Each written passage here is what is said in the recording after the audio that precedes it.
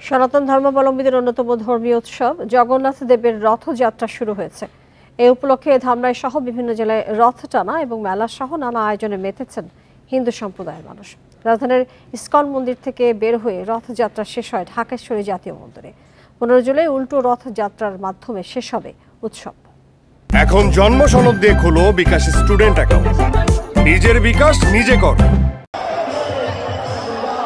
শারদীয় দুর্গোৎসব ও জন্মাষ্টমীর পর সনাতন ধর্মাবলম্বীদের সবচেয়ে বর্ণাঢ্য উৎসব রথযাত্রা। প্রতি বছর আষাঢ়ের শুক্লপক্ষের দ্বিতীয়া তিথিতে উদযাপিত হয় এই উৎসব। আমাদের জগন্নাথ মহাপ্রভু 9 দিনের জন্য মায়ের এখানে ঢাকেশ্বরী মায়ের এখানে বেড়াতে আসে মাসি। এটা হয় সম্পর্কে মাসি হয়। এখানে 9 দিন পর আবার তার নিজের বাড়িতে চলে যাবে। ভক্তদেরকে সরাসরি দর্শন করে কৃপা দর্শন করবার জন্য জগন্নাথ আজকে রাজপথে বেরিয়েছে। এটা জগন্নাথের একটি বিশেষ কৃপা। কথিত আছে এদিন জগন্নাথ দেব তার ভাই বলভদ্র ও বোন সুব্রতাকে নিয়ে পুরীধামের মন্দির থেকে গুন্ডিচা মন্দিরে যান। সেখানে 9 দিন অবস্থান করে পুরীধামে ফিরে আসেন। ভগবান জগন্নাথ দেব যিনি জগতের নাথ, তিনি মন্দির থেকে রাজপথে বেরিয়ে এসে তার ভক্তদের দর্শন দান করেন।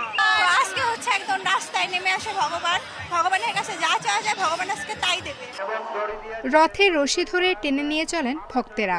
তাদের বিশ্বাস রশি টানলে পুনর্জন্ম হবে না। তারা বলছেন জগতের অধীশ্বর জগন্নাথের অনুগ্রহ পেলে মুক্তি লাভ হয়। এদিকে ধামরাইয়ে উদযাপিত হয় এশিয়া মহাদেশের দ্বিতীয় বৃহত্তম যশোমাধবের রথযাত্রা। 400 বছরের ঐতিহ্যবাহী রথযাত্রার সাথে শুরু হয়েছে মাসব্যাপী রথমেলা। মেলায় তো যাবো, রথটা টান্না হয়ে গেলে তারপরে মেলায় যাবো। টাঙ্গাইল থেকে অনেক পুরাতন ঐতিহ্যবাহী, এর জন্য অনেক সুনাম নাম ডাক। চট্টগ্রামের প্রবর্তক মোড় থেকে বর্ণাঢ্য রথযাত্রা নগরীর প্রধান সড়ক ঘুরে নন্দকানন এলাকায় গিয়ে শেষ হয়।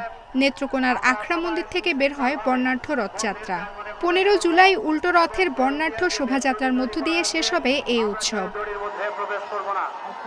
আফসানা আফরোজ জুই, ইন্ডিপেন্ডেন্ট নিউজ।